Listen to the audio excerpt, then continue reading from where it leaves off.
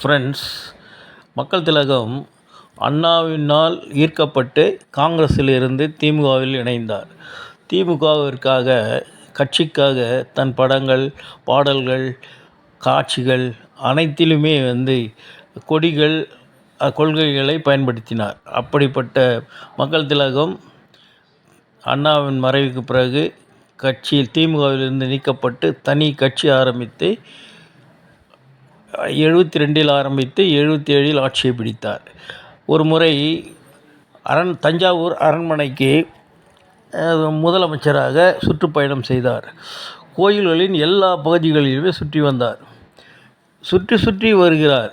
அதிகாரிகளுக்கு ஒரே குழப்பம். என்ன செய்கிறது, என்னன்னு கேட்கவும் முடியல அவர்கிட்ட.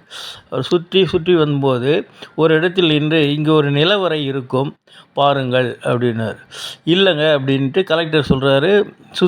எல்லாரும் கோயில் நிர்வாகிகள் எல்லாமே சொல்கிறாங்க, அதெல்லாம் ஒன்றுமே கிடையாதுங்க அப்படின்ட்டு.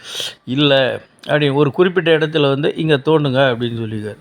அதே மாதிரி அங்கே தோண்டிய போது ஒரு நிலவரை இருந்தது, படிக்கட்டுகள் இருந்தது, சுரங்கப்பாதையும் இருந்தது.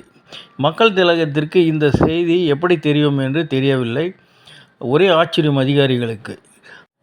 அந்த சுரங்கப்பாதையை ஆய்வு செய்ய, நிலவரையை ஆய்வு செய்ய அதிகாரிகளுக்கு உத்தரவிட்டார். ஃப்ரெண்ட்ஸ், இந்த வீடியோ பிடிச்சிருந்தால் லைக் பண்ணுங்கள், சப்ஸ்கிரைப் பண்ணுங்கள், ஷேர் பண்ணுங்கள். தேங்க்யூ.